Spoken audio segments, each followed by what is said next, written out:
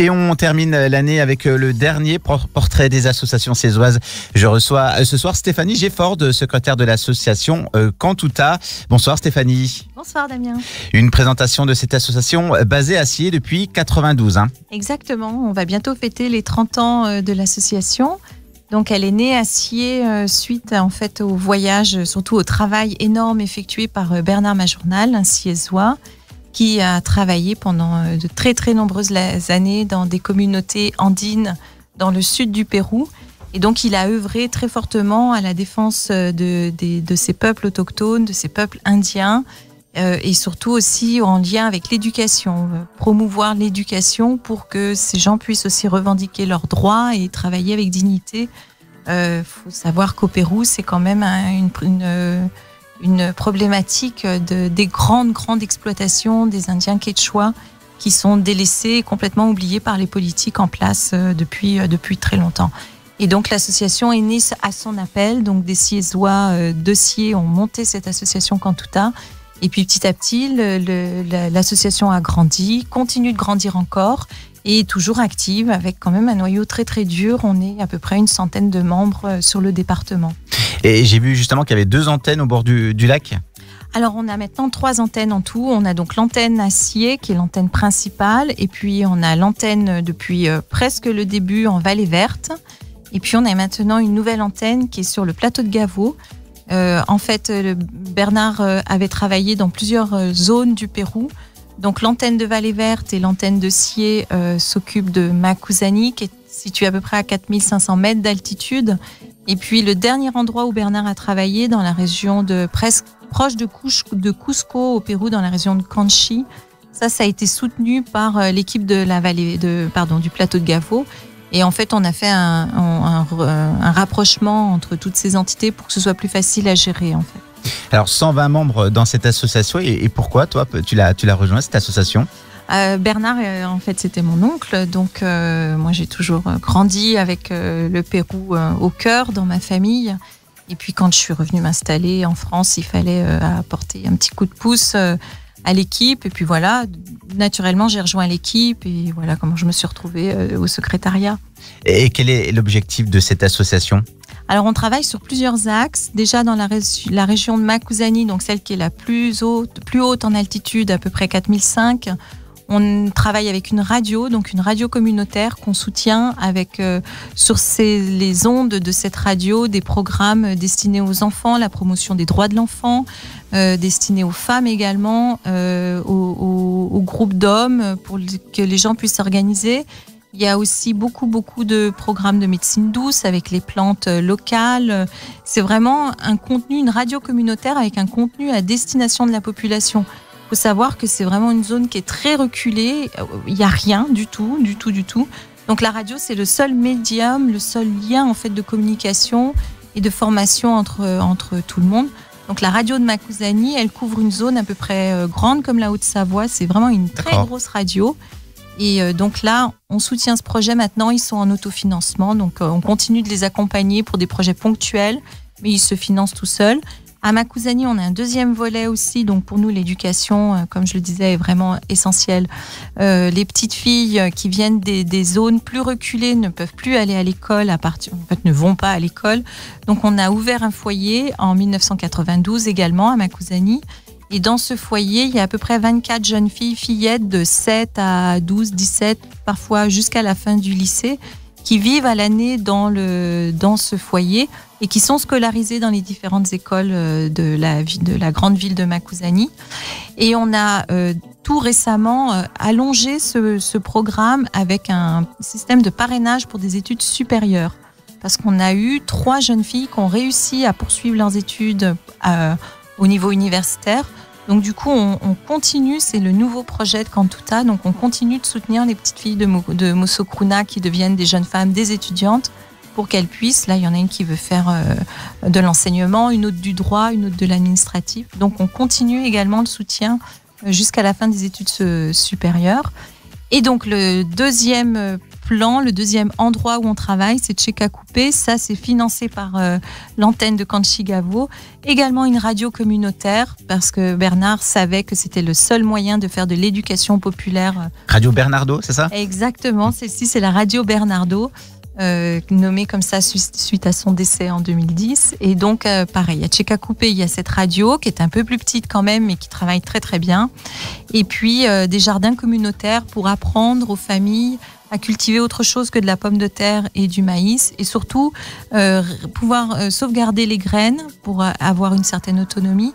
Et puis, cuisiner et puis conserver également ces produits. Les deux radios, Radio Bernardo et Radio Aline Kapar à Makuzani, ont joué un rôle essentiel pendant la crise du Covid parce que c'était vraiment le seul moyen que les autorités avaient pour dispenser toutes les explications, les gestes barrières, même l'école, comme il n'y a pas d'accès à Internet. Il n'y a pas du tout, c'est des villages reculés à 4000 mètres d'altitude. Ça va même à 6000 mètres d'altitude. J'y étais au mois de février, il y a vraiment des endroits où c'est vraiment très reculé. Donc du coup, l'école certains cours ont pu être diffusés également sur les ondes des radios. Et la situation sanitaire est catastrophique au Pérou? Ça a été catastrophique du mois de mars jusqu'au mois d'octobre, novembre à peu près, avec un hiver. En fait, c'est l'hémisphère sud, donc l'hiver est au contraire de chez nous. Donc pendant tout l'hiver, la vague de Covid a été terrible. Aucune infrastructure médicale pour la région, une région de à peu près 6 millions d'habitants, il y avait 2 respirateurs. Donc vraiment, les gens en fait mouraient littéralement dans les rues. Donc une vague très forte pendant tout notre été à nous, leur hiver à eux. Et maintenant, paradoxalement, ça semble se calmer un petit peu. Mais c'est une année blanche pour les écoles. Toutes les écoles qui devaient ouvrir en mars, la rentrée scolaire que nous connaissons nous en septembre est en mars au Pérou. En fait, elle n'a pas du tout eu lieu. Donc, ils espèrent pouvoir retourner à l'école l'année prochaine, mais c'est une année entière perdue pour tous les écoliers, les étudiants. Tu as pu te rendre dernièrement au Pérou au mois de février, c'est ça? Oui, tout à fait. On essaye toujours régulièrement avec Cantuta d'aller un petit peu faire le tour pour rencontrer les équipes, pour rester dynamique, pour rester en contact aussi, pour que nous, on puisse aussi rester dynamique ici. Parce que du coup, vous ne pouvez pas envoyer de mails, des choses comme ça, s'il n'y a pas de... Il y a quand même dans la ville de Makuzani, il y a accès aux mails, à Tchekakupé aussi, mais c'est vraiment les villages aux alentours où il n'y a pas Internet. Mais donc nous, on est quand même en contact beaucoup plus facilement qu'il y a 10 ou 15 ans en arrière. Mais donc oui, on essaye toujours quand même d'aller voir un contact humain, ça ne remplace quand même pas... Les mails ne peuvent pas remplacer les contacts humains, c'est ça que je veux dire. Et comment se déroule le voyage depuis Sié? Tu peux nous raconter comment ça se passe? C'est l'aventure. C'est épique, c'est long. Alors bon, il y a à peu près une vingtaine d'heures d'avion en tout entre les vols et les escales. Ensuite, quand on arrive, pour gagner du temps, on arrive à Cusco ou à Juliaca ou à Arequipa, mais on arrive déjà à peu près à 2000-2500 mètres d'altitude. Et pour pouvoir nous rendre jusqu'aux communautés à 5000 mètres d'altitude, ça nous prend quand même du temps. Il faut monter par paliers. Parce que même si on a des médicaments pour nous aider à supporter l'altitude, ça reste quand même très très éprouvant pour le corps. Donc du coup, il faut vraiment y aller tranquillement. Donc il ne faut pas compter moins de 3 semaines pour pouvoir faire toute la boucle et pour pouvoir visiter tout le monde.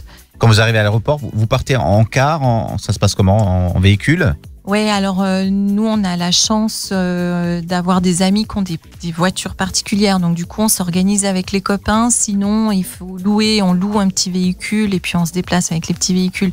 Il y a énormément d'autobus, beaucoup. Mais on perd trop de temps en fait. Quand on a que 21 jours, il faut quand même qu'on ait une certaine autonomie pour pouvoir avancer un petit peu. Et si on veut faire tout le tour de tous les projets, rencontrer toutes les équipes tout le long, il faut qu'on ait un minimum d'autonomie. Donc, on ne prend pas vraiment les transports en commun. Soit les responsables nous emmènent en voiture, puis après, il y en a un qui vient nous chercher ailleurs, un autre revient. Enfin, c'est système D, mais il y a vraiment un gros réseau très fort, très solidaire aussi là-bas. Et sur le Chablais, cette année, avec l'association, vous avez pu organiser des choses? Non. C'était compliqué donc pour toutes les assos. Oui, c'est la catastrophe totale. Pour les associations, c'est vraiment peut-être encore pire. On oublie les associations de solidarité internationale parce que finalement, nous, on n'a aucune aide. Donc nous, normalement, toutes les années, on participe au marché de Noël, on participe au marché de Noël au pluriel, on en fait plusieurs, Douvaine, Margencel, etc. On organise aussi un gros concert au CAS de Sié qui est pour nous une grande rentrée d'argent qui nous permet beaucoup de financer une partie des projets là-bas. En Gavot, il y a toutes les foires, Larringe, Saint-Paul, etc. Et en fait, tout ça a été annulé. Donc, nous, cette année, c'est une année aussi au niveau des revenus qui est blanche. Donc, c'est une chance qu'on a toujours eu des trésoriers avisés et qui nous ont toujours encouragés à mettre quand même une année et demie d'avance de côté. Parce que sans cette trésorerie, on ne pourrait plus du tout soutenir les projets là-bas. Et c'est juste impossible de tout lâcher du jour au lendemain. Il y a des familles entières qui comptent sur nous. Et pour les auditeurs qui écoutent cette interview, on peut retrouver les infos de cette association sur un site internet. Comment ça se passe? Alors, on a un site internet www.associationcantuta.org. Il n'est pas complètement toujours à jour parce que comme toutes les associations, on est des bénévoles et on est toujours un petit peu à court de temps. Donc, si quelqu'un est intéressé par le Pérou et veut nous aider à faire de la gestion de site web, c'est bien volontiers. Mais normalement, effectivement, il y a toujours au moins les dernières infos sur le site web. Et pour les auditeurs de Tonneau Alpes Radio, vous retrouvez toutes les infos directement sur le podcast de Tonneau Alpes Radio. Et merci Stéphanie d'avoir été avec nous sur Tonneau Alpes Radio et puis à très bientôt. Merci beaucoup, merci.